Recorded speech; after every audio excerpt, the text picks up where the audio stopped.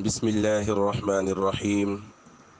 آج کی نشست میں انشاءاللہ قربانی کے احکام کے حوالے سے دو چیزوں کا بیان ہوگا۔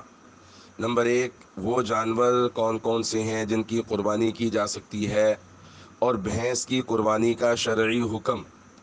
اور دوسری بات، قربانی کے جانوروں کی عمریں، کہ وہ جانور جن کو قربان کرنا ہے وہ کتنی عمر کے ہوں، دوندہ ہونے کی کیا حیثیت ہے، اور دمبا جو 1 سال سے کم ہو اس کی کیا شرعی حیثیت ہے۔ مسئلہ نمبر ایک، وہ جانور جن کی قربانی کی جائے گی، وہ جانور جو قربان کیے جا سکتے ہیں قربانی میں، وہ 8 ہیں۔ پارہ نمبر 8 سورہ الانعام، سورہ نمبر 6، آیت نمبر 143 اور آیت نمبر 144، 143 اور 144، 143 اور 144، سورہ نمبر 6 سورہ الانعام۔ 8 جانور۔ نمبر 1 اونٹ، نمبر 2 اونٹنی، نمبر 3 بیل، نمبر 4 گائے، نمبر 5 بکرا، نمبر 6 بکری، نمبر 7 چھترا، دمبا وغیرہ، نمبر 8 بھیڑ۔ یہ 8 جانور ہیں، یہ 8 جانور ہیں، 4 مذکر، 4 مؤنث، 4 نر، 4 مادہ۔ ان 8 جانوروں کی تمام اقسام سمیت، اونٹ کی تمام اقسام، گائے بھیل کی تمام اقسام، بکری بکرے کی تمام اقسام، اور بھیڑ اور چھترے کی تمام اقسام کی قربانی کی جا سکتی ہے۔ اب ایک بات جو سمجھنی ہے، آیا بھینس اور بھینسے کی قربانی کی جا سکتی ہے یا نہیں؟ تو بڑی اچھی طرح یاد رکھنا ہے، ہم دودھ پیتے ہیں بھینس کا، اور حکم لگایا جاتا ہے کہ جی گوشت کا وہی حکم ہے جو گائے کے گوشت کا ہے۔ ہم دودھ پیتے ہیں بھینس کا، ہم کہتے ہیں کہ اس کے دودھ کا وہی حکم ہے جو گائے کے دودھ کا حکم ہے۔ ہم گوشت کھاتے ہیں بھینس اور بھینسے کا، اور ہم حکم لگاتے ہیں، میں حوالہ جات عرض کر رہا ہوں، ہم حکم لگاتے ہیں کہ ان کے گوشت کا وہی حکم ہے جو گائے کے گوشت کا حکم ہے۔ اور جب زکوٰۃ کی باری آئی تو تمام فقہا نے یہ کہا، جیسے گائے کی زکوٰۃ دی جاتی ہے اسی طرح بھینس کی زکوٰۃ دی جائے گی۔ جب ان 4 5 6 باتوں میں بھینس گائے کی طرح ہے تو یاد رکھنا قربانی میں بھی بھینس گائے کی طرح ہے، اور گائے جو ہے یہ اصل ہے، بھینس اس کی فرع ہے، یعنی بھینس گائے کی قسم ہے، بھینس گائے کی قسم ہے، اس لیے بے فکر ہو کر قربانی کریں۔ یہاں پر ایک دو حوالہ جات عرض کر دیتا ہوں۔ عن الحسن انه كان يقول الجواميس بمنزلة البقر، مصنف ابن ابی شیبہ، رقم الحدیث، حدیث کا نمبر ہے 10,848، باب فی الجوامیس۔ جوامیس جاموس کی جمع ہے، جاموس بھینس کو کہتے ہیں، جاموس بھینس کو کہتے ہیں۔ حضرت حسن بصری رحمہ اللہ فرماتے ہیں کہ بھینس گائے کی طرح ہے، بھینس گائے کی طرح ہے۔ عمر بن عبدالعزیز رحمہ اللہ، وہ جس وقت ان سے پوچھا گیا کہ جو بھینس ہے ان کی زکوٰۃ کیسے لی جائے، تو فرمایا کما تؤخذ صدقۃ البقر، کما تؤخذ صدقۃ البقر، جیسے تم گائے کی زکوٰۃ لیتے ہو اسی طرح تم بھینس کی زکوٰۃ لو، اسی طرح تم بھینس کی زکوٰۃ لو۔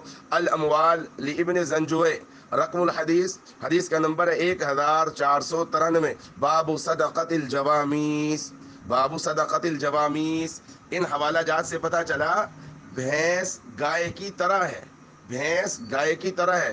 اسی طرح ایک اور حوالہ لے لیجئے، بہت بڑے اللہ والے ہیں، عطا خراسانی، عطا خراسانی سے جوامیس بھینسوں کی زکوٰۃ کے بارے میں پوچھا گیا، فقالا ہی بمنزلۃ البقر، انہوں نے فرمایا جوامیس بھینسیں یہ گائے کی طرح ہیں۔ الاموال ابن زنجوع، اور حدیث نمبر ہے 1494، 1494۔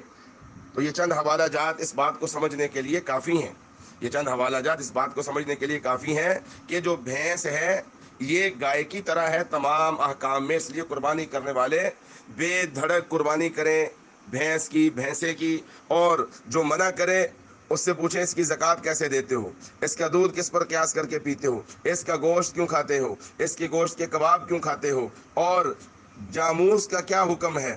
تمام فقہا کا اس پر اتفاق ہے یہ گائے کی طرح ہے۔ اب دوسری بات کی طرف آ جائیں، ان جانوروں کی عمریں، اونٹ اور اونٹنی 5 سال پورے کر چکے ہوں، گائے، بیل، بھینس، بھینسا 2 سال پورے کر چکے ہوں، بکرا، بکری 1 سال پورا کر چکے ہوں۔